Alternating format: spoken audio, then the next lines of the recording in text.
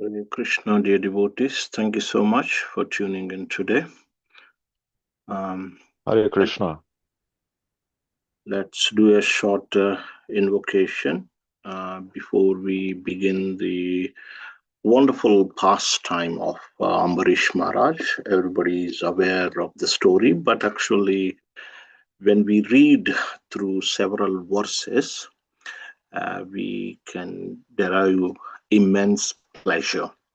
Although we know the story, but we will try and read some texts and some purports to dive deep into it. Um, okay, let's do a short invocation. Om Namo Bhagavate Vasudevaya.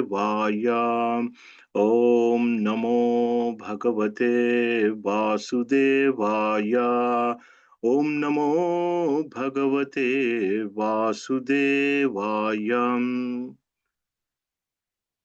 जय श्री कृष्ण चैतन्य प्रभु नित्यानंद श्री अद्वैत गदाधार शिवासादि गौर भक्त वृंद हरे कृष्णा कृष्ण कृष्ण हरे हरे हरे राम राम राम हरे हरे गुरवे गौरचंद्राय राधिकायै तदालयै कृष्णाय कृष्ण भक्ताय तद्भक्ताय नमो नमः.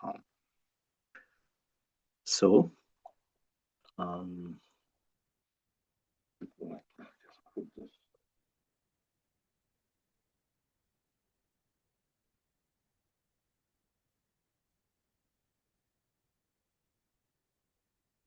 okay. So, in the beginning of 9th canto, Maharaj Parikshit wanted to know the dynasties of the current Manu, known as Vaivasvata Manu, whose name is Shraddha Hmm?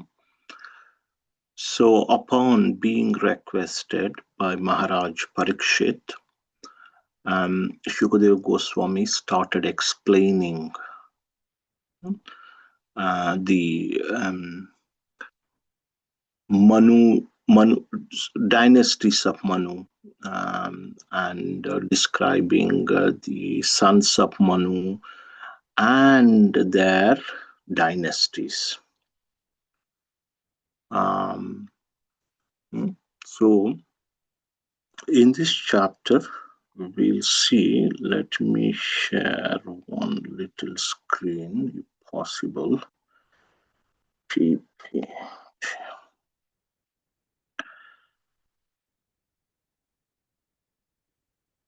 So we discussed that Manu has 10 sons, and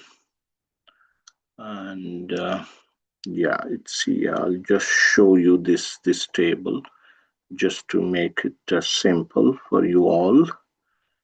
That's the one.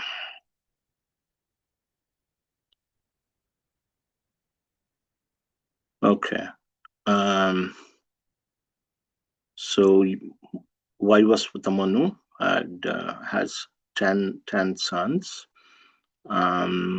We discussed about Prushadra, how accidentally, not knowing in the night, thinking it was tiger, he killed a cow, and his spiritual master Vashishta cursed him. But however, Prashadra went to forest and engaged in the devotion, in thinking of Krishna, and left to the spiritual world. We discussed about him, and then we also discussed about Shariati. Anybody remembers the Shariati's daughter's name? Shariati's daughter name was Revati Prabhuji? Sukanya. Sukanya. Oh, sorry. So, yeah. So Sukanya, we saw how Sukanya got married to Chavanamuni, who was very old and invalid. Um, but however, with the help of these two Ashwini Kumaras, he regained his youth and satisfied the daughter of Shariati, whose name was Sukanya. And then we also seen that in addition to Sukanya, Shariati had um, three sons, and from Anartha came Revata, and from Revata came Kukudmi, and Kukudmi's daughter was Revati. That Revati got married to Balramji. So, yeah, so dynasties basically the activities of the sons and the dynasties of Manu we've been discussing. So, if we go back to this one here, okay, so who is Ambarish? So many times we talk about Ambarish, but we don't know who was Ambarish, who is Ambarish. It's simple. Here you can see there is a son named Nabhaga. Nabhaga. One of the 10 sons of Manu is Nabhaga. And that Nabhagas had several sons, and one of the sons' name was Nabhaga. This is Nabhaga. This is Nabhaga. So son's name. And this Nabhaga's son is Ambarish. So this is the Sun dynasty, Sun lineage. Ambarish comes in the Sun dynasty because who is Shraddhadev? Anybody remembers who is Shraddhadev? Who was his father? Who is his father? Satyavrata. King Satyavrata. He was Satyavrata, but who is his father now? Hmm. Sun god. Sun god Vaivashta Manu. Yes. Vaivasvata Manu is Shraddhadev, right? And in the previous life, he was Satyavrata. Okay. So the current Manu is Vaivasvata Manu, whose name is Shraddhadeva, who is the son of Vivaswan, sun god. Okay. And he had 10 sons, and from the son named Nabhaga came Nabhaga, and from whom Ambarisha was born. This is the dynasty, if you want to remember a little bit. So, in this chapter, this is entitled, so it says, Ambarish Maharaja offended by Durvasa Muni. That's the title. So initially, the chapter talks a little bit about this Nabhaga. Nabhaga, the son of Nabhaga, he studied in Gurukul for a long time. And his brothers, they thought that this Nabhaga is not going to come back and shared the kingdom among themselves. But however, Nabhaga, when he returned after a long time, he asked his brothers, "Where is my share of kingdom?" He said, "We kept our father as your share. We have taken everything for ourselves, and we have kept our father as your share. And this Nabhaga went and reported this to his father. And his father said, I am not your property, my son. Your brothers are cheating you. But however, if you need wealth, so there are some sages uh, from Angira dynasty. They are performing yajna. And so then, then they make some mistake when, now and then they make some mistakes. So you go and recite some verses to them. I teach you two verses, and they will give you so much wealth after this yajna. Because after the yajna, the Brahmins are remunerated, um, you know, very much. Hmm? Uh, so Nabhaga so went and he acquired some wealth that way. So I'm not going to go deep into that. But that is the essence. Nabhaga acquired some wealth. These Brahmanas, they left everything and they went to the heavenly planets after performing Daksha Yajna. Hmm? This story is connected to Daksha Yajna. So, and that's how Nabhaga got some wealth from Brahmanas.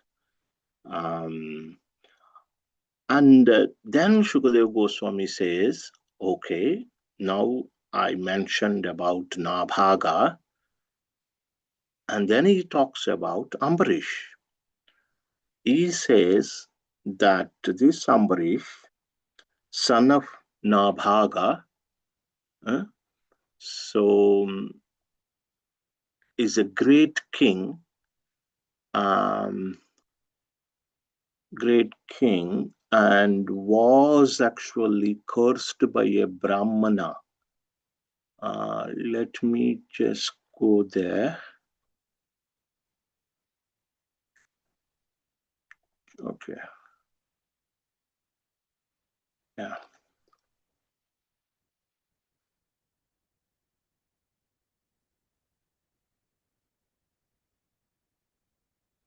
So he is a very celebrated for his great merits. And he says, although he was cursed by an infallible Brahmana, the curse could not touch him. And then immediately Maharaj Parikshit interrupts. I wish to hear about this in detail. And it is surprising that the curse of a Brahmana did not, um, touch him. And usually, Brahmana's curse will never go in vain. But you are telling me, Shukadeva Goswami, that this Ambarish, he was cursed by a Brahmana, and that curse, could not touch him. Then, upon the request of Parikshit Maharaj, Sukadev Goswami decided to speak the entire pastime of Maharaja Ambarish in detail. Um, so Maharaj Ambarish was the ruler of the entire world. So there are 7 islands. We are part of one island, which is so Bharatavarsha, Jambudvipa. So we are part of Jambudvipa, but there are 7 dvipas. So Ambarish Maharaj was the ruler of all the 7 islands. Hmm? Although he was the supreme king, is very, very opulent, he considered that opulence is useless. He is very much unattached to his opulence. Always, in the thought of Krishna. Hmm? Um, Maharaj Ambarish was a great devotee of Lord Vasudeva, uh, and of the saintly persons who are of the Lord's devotees. So, yes, because of this devotion, he thought of the entire universe as being insignificant as a piece of stone. So this is how he felt. Entire universe he felt he treated as like a piece of stone because he was a devotee of Lord Vasudeva, pure devotee. Hmm? And so these are some of the beautiful verses, his activities, how he was engaged in devotion. You must have heard this. Let's recite this. If you are any of you are making notes, this is chapter 9, sorry, Canto 9, chapter 4, text 18 to 20. So this is Maharaj Ambarish's activities, how he engaged all his senses. Savai mana Krishna padaravindayor Vachamsi Vaikunta Gunanuvarnane Karauarer Mandira Marchanadishu Shrutim Chakarachyuta Sakkatodhaye Mukundalinga Layadharshane Drushau Tadbrutya Sparishenga Sangamam Granam Chatatpada Saroja Saurabhe Srimat Tulasya Rasanam Tadharpite Padau Hare Kshetra Padanusarpane Shiro Vrushikesha Padha Bivandane Kamam Chadasyena Tu Kama Kamaya Yato Tamashloka Janashraya Ratihi. So these are the famous verses. How Maharaj Ambarish engaged various senses. So his mind always fixed in the lotus feet of Krishna, on the lotus feet of Krishna, always meditating on lotus feet of Krishna. His words, he used his words in describing the glories of the Lord. His hands cleansing the Lord's temple, and his ears in hearing the words spoken by Krishna about Krishna. He engaged his eyes, seeing the deity of Krishna and Krishna's temples and places like Mathura and Vrindavana. He engaged his sense of touch in touching the bodies of the devotees, Lord's devotees, gently. He engaged his sense of smell in smelling the fragrance of tulasi leaves that were offered to the Lord. His tongue in tasting Lord's prasada. His legs in walking to the holy places and the temples of the Lord. His head bowing down before the Lord. All his desires in serving the Lord. If he wanted a bigger house, he used to build a big temple for Krishna, like that. All his desires in serving the Lord. Hmm? What is that? Kamam cha dasyena tukama kamaya. His desires in fulfilling the desires of the Lord. Uh, um, So 24 hours a day, indeed, Maharaj Ambarish never desired anything for his own sense gratification. He engaged all his senses in devotional service, in various engagement related to the Lord. This is the way to increase attachment for the Lord and be completely free from all material desires. So, some or other, um, we should also try and engage our senses. Senses need some engagement.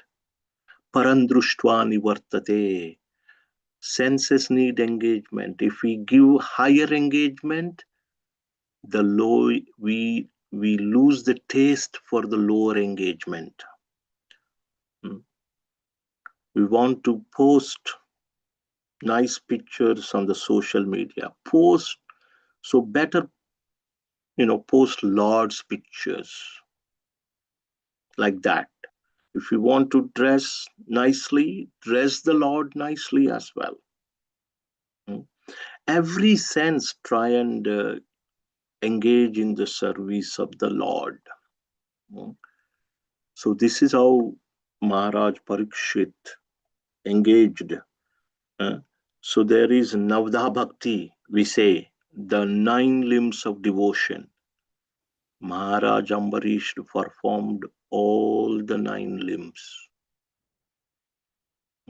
Sometimes we give an example.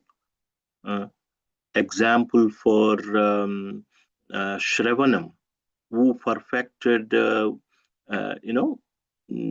life by hearing Krishna Katha. We say Parikshit Maharaj. But Ambarish Maharaj had performed all the 9 limbs of devotional service.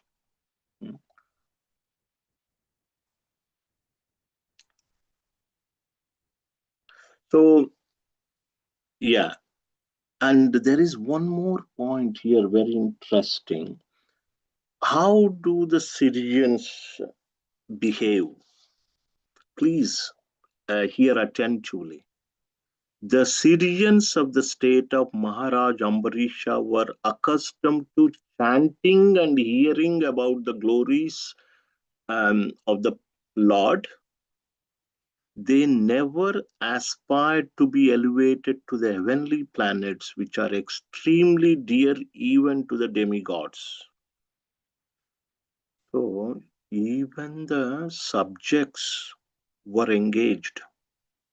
That Maharaj Ambarish was teaching by example. The Syrians were not interested in liberation or in, mm, going to heavenly planets. They were always chanting and hearing the glories of the Lord.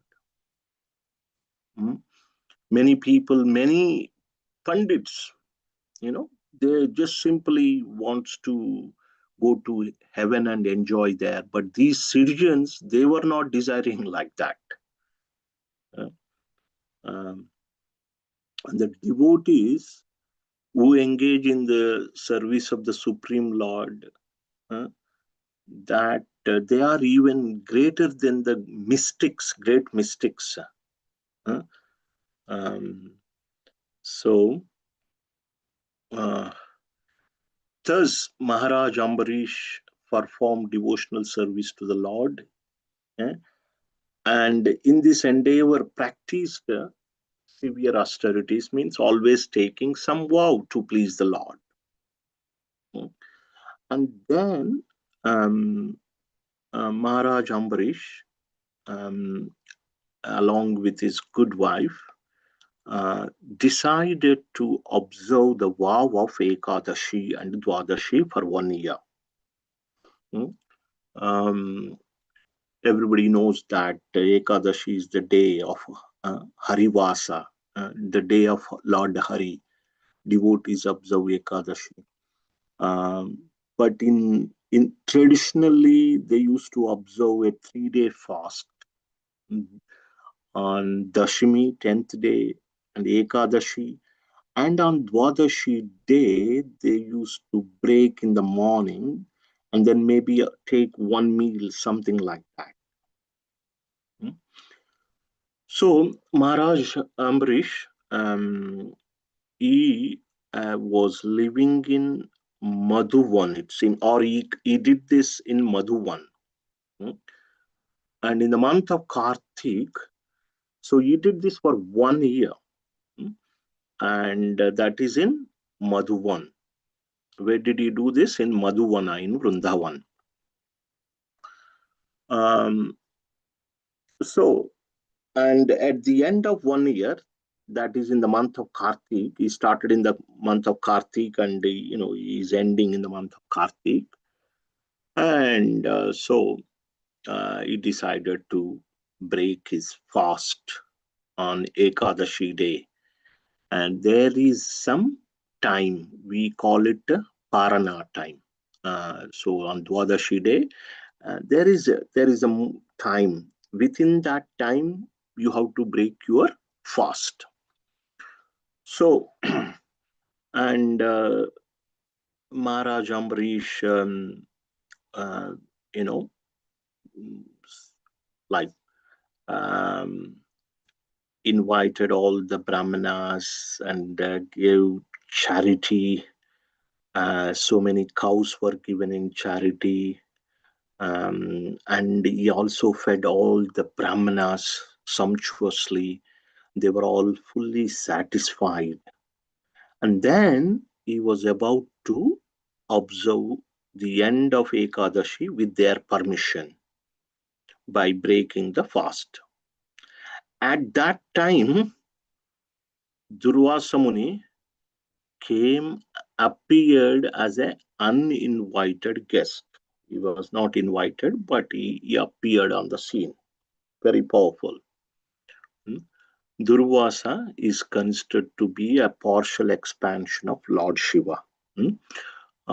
So Atri Muni, um, Anasuya, Atri and Anasuya, um, and they had three children, Dattatreya, Durvasa, and Soma. Dattatreya is partial incarnation of Lord Vishnu. Durvasa is partial incarnation of Lord Shiva. Soma, the moon god, is partial incarnation of Brahma. So, and because Durvasa Muni appeared on the scene, Maharaj Ambarish offered him seat, welcomed him nicely, worshipped, uh, and King requested, Ambarish requested the great sage to eat as well. But he said, "Let me go and take perform my ritualistic ceremony in the river Yamuna, and I'll come back shortly." Mm. So this Durvasa went and he dipped into the waters of auspicious Yamuna and meditated upon the impersonal Brahman, Brahmajyoti. And but in the meantime, um, there was only one muhurta of the Dwadashi day was left on which to break the fast. So, because Maharaj Ambarish had observed this for 1 year and he wanted to follow this to please Lord Hari, and it is, the fast has to be broken, but his guest, uninvited guest, has not returned, who went out to take bath in the river Yamuna. So then Maharaj Ambarish consulted the Brahmanas present there. What should I do now? Because ideally, you have a guest that if you are inviting a Brahmana guest, you should feed them first before you take prasadam. Uh, but here the matter is slightly different. The Brahmana guest is out, and the time is the only little time. There was only little time to break the fast. what to do now. Damn you do it, damn you don't. And so he discussed this with the Brahmanas present there. And with their permission, he said that actually, if I take a little bit of water, then it is like eating, and also it is not like eating. Water is slightly different than grains, accepting and eating grains. The Brahmana said, yes, this is good idea because your guest had not returned yet. So it is better you do this way. The king only proposed, and the Brahmanas had accepted that and they approved it. So then he drank some water, um, hmm, and meditated upon the Supreme Personality of Godhead within his heart, and waited for Durvasa Muni to come back. So Durvasa Muni took some time and he came back, and with his mystic power, he could understand that King Ambarish had drunk some water without his permission, and he became furious. Hmm? His body trembled, his face curved, and his eyebrows crooked in a hmm, uh, angry mood.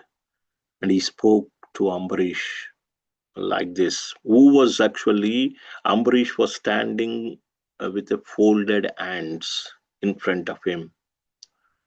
Uh, um, and see, he's saying, what is the behavior? It's a cruel man. What kind of a devotee are you? Uh, you think you are a king? You are proud of your material opulence? Uh, you are considering yourself to be God? You just transgress the laws of the religion. You invited me as your guest. Instead of feeding me first, you yourself have eaten first. I shall show you something to punish you. And saying that, he uprooted a bunch of hair from his head and threw it on the ground and created a fiery demon to punish Maharaj Ambarish. Okay, question to you all. If you were in Ambarish Maharaj's position, if there is a fiery demon to destroy you, devour you, what would you do? A simple question. I will think about Hare Krishna. Krishna. And, Okay, you think of Krishna. Okay. Physically, that's mentally. Physically, would you do anything physically? Prema Bhakti? Throw some water. Huh? Throw some water on it. this is Hello. this is inexhaustible fire. It's not a small fire. Oh. Okay, but yeah, you try and do something. Yeah, you try and do something. Pray to Krishna, Paruneshwari Devi. Would anybody like to run away? Yeah. Yeah. Yes. And Maharaj Ambarish, what did he do? He did not even move an inch. Huh? He did not move an inch. And this reminds our Prahlad Maharaj, right?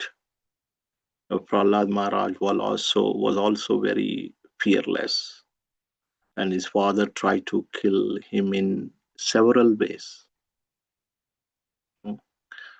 And so he was never afraid of anything.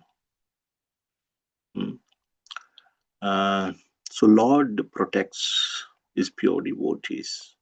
We are not pure, but this is the example shown here, the power of a pure devotee. There are so many wonderful lessons that can be derived from this chapter. So please pay a little bit attention. It's a beautiful story, pastime. Hmm. So he just no disturbance. Uh, First of all, we would have got disturbed. He was not at all disturbed and did not move even slightly from his position. Hmm? Let's see if we can read. Okay. A pure devotee, I'm just reading the purport by Prabhupada.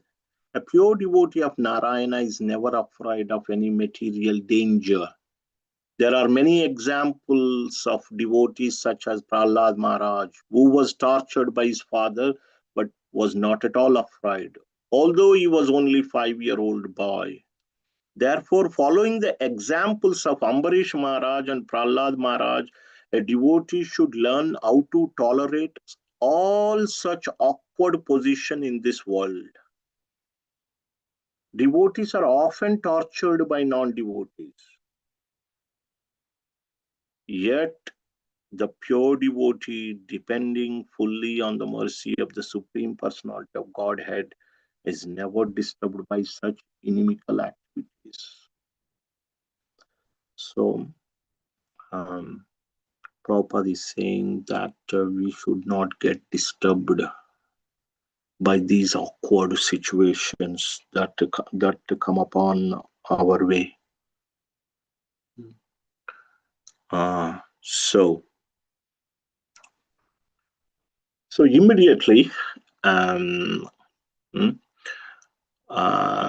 so the Lord's Sudarshan disc appeared on the scene, razor sharp Sudarshan disc, immediately burnt the fiery demon. The fiery demon became an ash actually, burnt to ashes, and protected Ambarish Maharaj.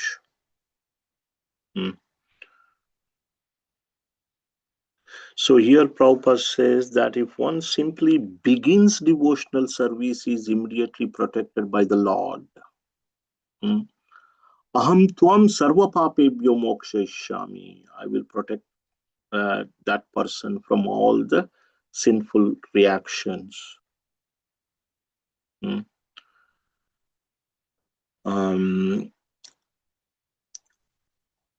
And then after killing the fiery demon, then it was started moving towards Durvasa Muni.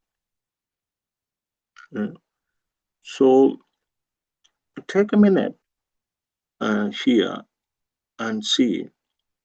Durvasa Muni had renounced everything. He was a mystic saint.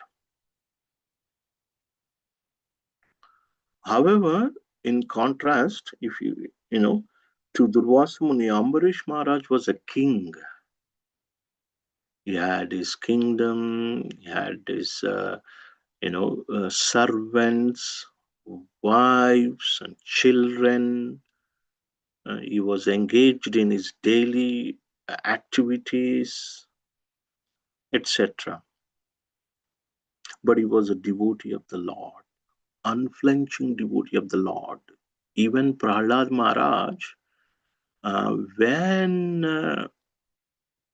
his father got killed by Narsingadev, Prahlad Maharaj did not want to become a king, did not want to rule the kingdom. He said he would just simply be a devotee, but Narsingadev advised, no, you should take charge of the kingdom and continue to engage in devotional service. This is the advice given by Narsingadev to Prahlad Maharaj. So, and Durvasa Muni, when he saw that Sudarshan disc was approaching him, and he was very fearful. And so he could not find no shelter. Hmm? Initially, so he started running. So see, the contrast. Ambarish Maharaj did not run away. He did not even move an inch. But however, when Sudarshan disk was approaching to spare his own life, Durvasa Muni started running here and there. First, he decided to go and enter the cave of Sumeru mountain. But Sudarshan disk approached there as well. Then he fled everywhere in all directions, in the sky, on the surface of the earth, in caves, in the ocean, different planets of the rulers of the three worlds, and even on the heavenly planets. But wherever he went, Sudarshan disk was following him, and it's an unbearable fire. He's feeling the heat of Sudarshan disk. Chakra, Sudarshan chakra was following, and it's fiery. So, because he could not find shelter anywhere, then he decided to go to Brahma. Brahma said, unfortunately, I can't help you. I can't protect you. And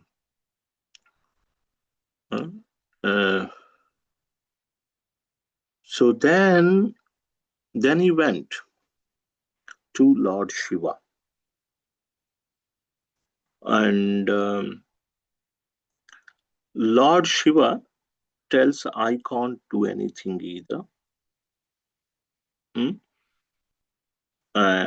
I suggest that you should go and take shelter of Lord Vishnu, Lord Narayan.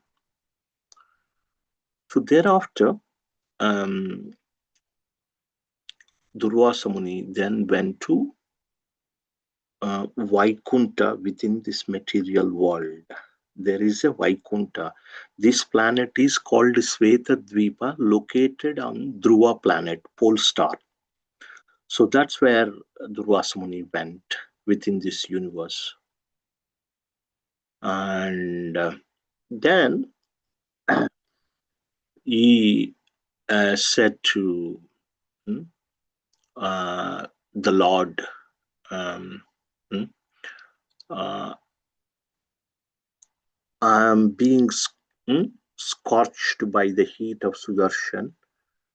And he spoke like this. You are, I am a great offender, my Lord. Please give me protection.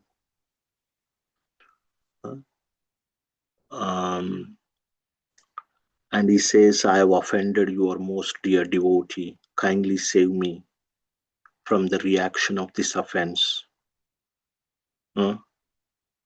You can do anything, my Lord. Then the Lord says, at least he's requesting, the Lord is accepting he was an offender. Sometimes we offend and we will continue to be denial. And we offend people, we blame them. Actually, we say that they offended us. And sometimes if you don't know who offended whom, don't listen to one side of the story and come to conclusion. There are always two sides to the story. That's why we should never come to some kind of conclusion after seeing like various situations in my own life, in outside the devotee circle, inside the devotee circle. And I tell you this, that never just come to one opinion, listening to one side of the story.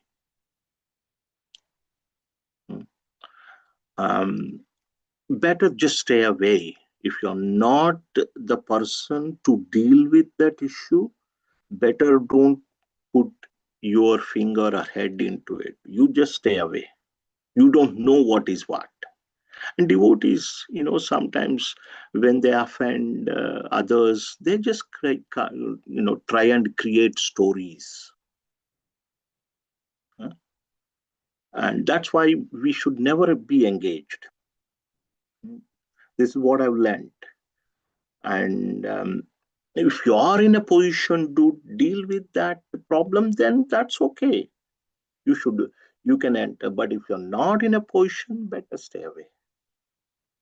Unnecessary, we get involved and we get, if we are supporting the offender, we'll also become an offender without knowing the reason.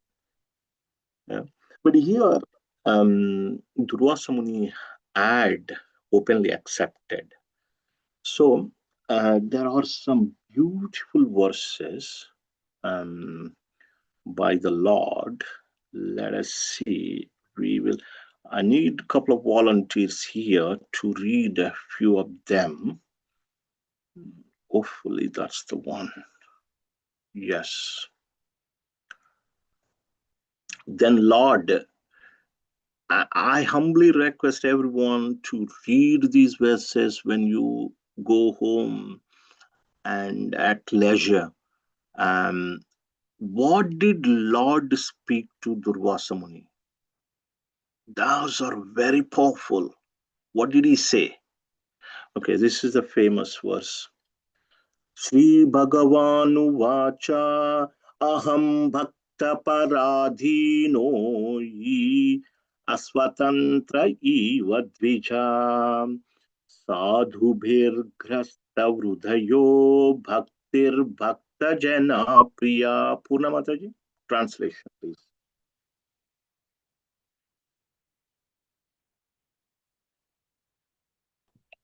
Hare Krishna Prabhu. Pranam. All the great stalwart personalities in the universe. Translation first. Oh, sorry, Prabhuji. The Supreme Personality of Godhead said to the Brahman, I am completely under the control of my devotees. Indeed, I am not at all independent. Because my devotees are completely devoid of material desires, I sit only within the cores of their hearts. What to speak of my devotee? Even those who are devotees of my devotee are very dear to me.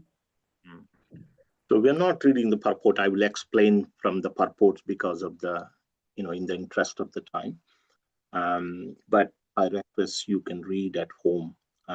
So here, first, Krishna, Lord Vishnu says, Narayan says that I am under the control of my devotees.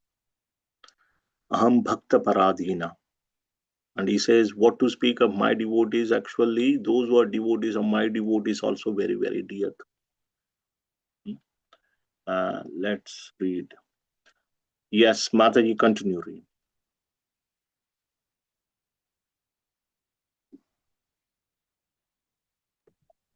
Hare Krishna?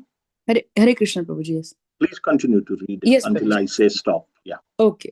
Thank you, Prabhuji.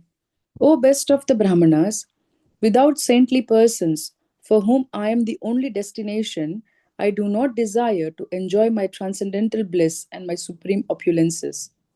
Yeah, he can't enjoy himself without the association of devotees. He needs devotees to enjoy.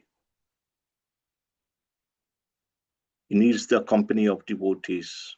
Yes, Mataji, please go on. Since pure devotees give up their home, wives, children, relatives, riches, and even their lives simply to serve me without any desire for material improvement in this life or in the next, how can I give up such devotees at any time? Yeah. So here, that one can become a pure devotee without giving up these as well. But they are generally unattached to these things. They are not very attached like a materialist. They are very much unattached. Ambrish Maharaj did not give up everything. He was a king, but he was unattached, and he is seeing who is the owner of these. If the children are there, children or my children are property of the Lord. My relatives are property of the Lord. My riches, my wealth, everything, my home, my wife, my husband, whoever they may be, they're all part of the Lord. That's how they do. Yes, Mataji, please go on. As chaste women bring their gentle husbands under control by service, the pure devotees, who are equal to everyone and completely attached to me in the core of the heart, bring me under their full control.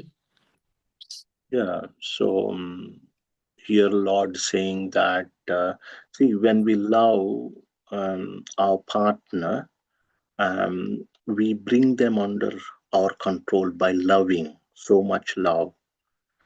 And when bring them under control, similarly, the Lord is also saying that I am being controlled by my devotees because they love me so much. I am under their control. Hmm? Um, so this we see this time and again how much he loves his devotees. That's why he said, Aham Bhakta Paradhina. I don't have any independence. I am under the control of my devotees. Please, Mataji. My devotees, who are always satisfied to be engaged in my loving service, are not interested even in the four principles of liberation: Salokya, Sarupya, Samipya, and Sarshti, although these are automatically achieved by their service. What then is to be said of such perishable happiness as elevation to the higher planetary systems? Yeah, so Krishna, here Lord Krishna says that, devotees, they are not interested in the liberation. Salokya, Sarupya, Samipya, Sarshti, where for kind of, even for liberation, they will never, they are never interested in Sayujya, merging into the existence of Brahman, but they are not. They are always, you know, if there is no service, they will not accept any liberation. They always want to serve the Lord. Hmm? Mama Janmani Janmanishware Bhavatat Bhaktir Avaituki Twayi. Always they want to have service. Please, Mataji. So I'll recite this. Then he says this. This is a famous verse. Sadhavo vrudhayam mayam sadhunam vrudhayam twaham मधन्यत्तेन जानाति नाहं तेभ्यो मनघपि. Sometimes one little boy asks um, that, you are saying that Krishna is there in everyone's heart, including a devotee's heart. But who is there in Krishna's heart? So the answer is Sadhavo Vruddhayamayam. Lord is always thinking about the sadhus. So Krishna is saying that devotees are in my heart. I am sadhavo hrudayam mayam sadhunam hrudayam tvaham. I am in the heart of sadhus, and sadhus are in my heart. And they know nothing other than me. I know nothing other than saintly people. That much Krishna loves devotees. Okay, Mataji, please go on. O Brahmana, let me now advise you for your own protection. Please hear from me. By offending Maharaj Ambrish, you have acted with self envy. Therefore, you should go to him immediately, without a moment's delay. One's so called prowess, when employed against the devotee, certainly harms he who employs it. Thus, it is the subject, not the object, who is harmed. It's the subject, and not the object who is harmed. Mm. Similarly, Hiranyakashipu also got, he was the subject who was trying to harm Prahlad Maharaj. uh, but he was destroyed. Yeah, so we have to be, this is Vaishnava Parad, those blaspheming, those who are dedicated their life for propagating Krishna consciousness is the number one offense, which is called a mad elephant offense, which destroys one's bhakti. Yeah.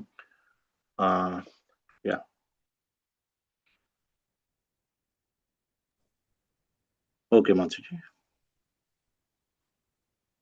For a Brahman, austerity and learning are certainly auspicious, but when acquired by a person who is not gentle, such austerity and learning are most dangerous.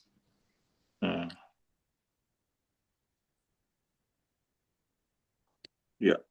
O best of the Brahmanas, you should therefore go immediately to King Ambarish, the son of Maharaj Nabhaga. I wish you all good fortune. If you can satisfy Maharaj Ambarish, then there will be peace for you. So this is the concluding verse of this chapter. Lord Vishnu also raised his hand and he said that I am under control of my devotees. His advice to Durvasa Muni was to go and seek forgiveness from Ambarish Maharaj himself. That was the instruction by Lord Vishnu. And in summary, so it's 8 o'clock. Let's summarize this chapter quickly. So one of the 10 sons of Manu is called Nabhaga, who had a son named Nabhaga, whose son was Ambarish Maharaj. He's coming from the Sun dynasty. And he was the king of the 7 islands at his time. And he was a pure devotee of the Lord. He considered the entire universe to be like a stone, because he has engaged in the service of the Lord. He engaged all his senses in serving the Lord. He had engaged in the 9 limbs of devotion. Every sense was engaged in the service of the Lord. He was completely unattached to the material opulences.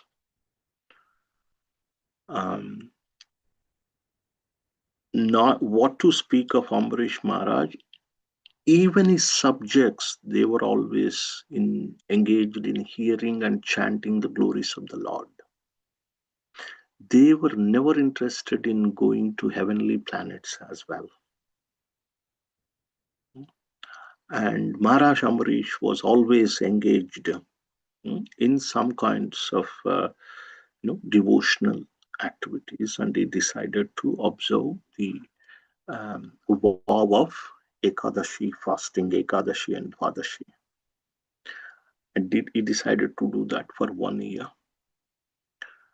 And on the day of Dvadashi, in the month of Kartik, in Madhuvan, in Vrindavana, so this came to an end. And so when he was about to break his fast, he invited so many brahmanas and gave charity, cows in charity. Cows were decorated with golden ornaments, etc. And after giving charity, he fed the brahmanas sumptuously. And then he was about to break his fast on Dwadashi day. At that time, Durvasa Muni appeared as uninvited guest. And Durvasa was a mystic yogi, fully renounced the material things, partial expansion of Lord Shiva. And king, welcomed him, received and offered worship, and invited him to eat.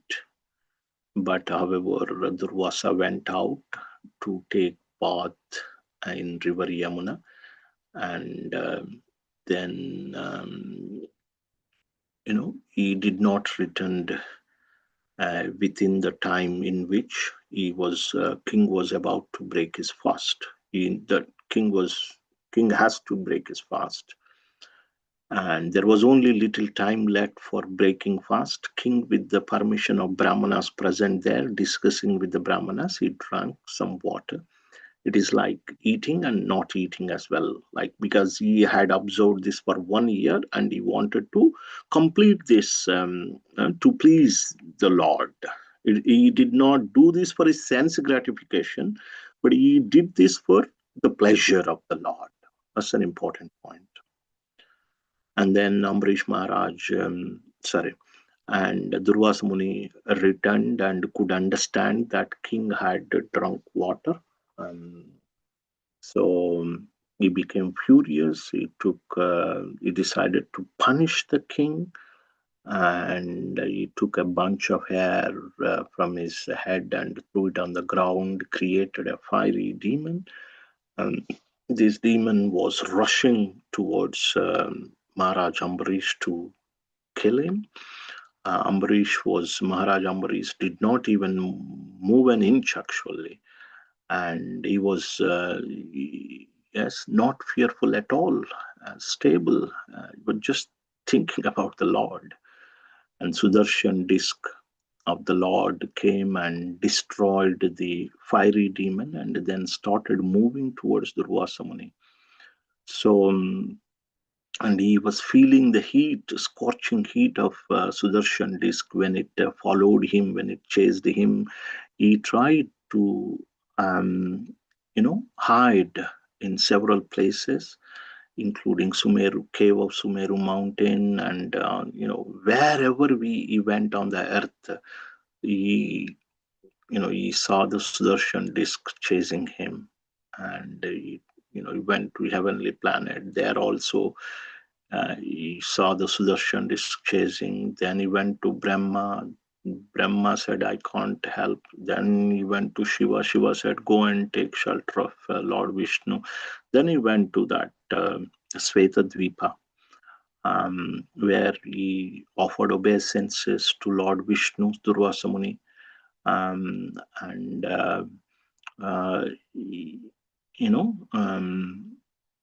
confessed that he was an offender of Lord's devotees, Ambarish Maharaj, and begged Lord Vishnu for protection and save his life from the wrath of Sudarshan disc. But Lord spoke so many beautiful verses glorifying the position of devotees, and how he is controlled by the devotee, how the devotees are very dear to him, and how the devotees are within his heart. He always thinks of his devotees, and like his devotees also thinks of him. And he gave advice. He advised Durvasa Muni to go and beg pardon from Ambarish Maharaj, who would be able to save him. So this is how this chapter ends, and here we see the power of potency of devotion, the power of devotion. So Ambarish Maharaj was a king, but he was a devotee of the Supreme Lord. So we'll have to stop here. Anybody has any comments, any questions, or anything they would like to add, any realizations they had while hearing this pastime?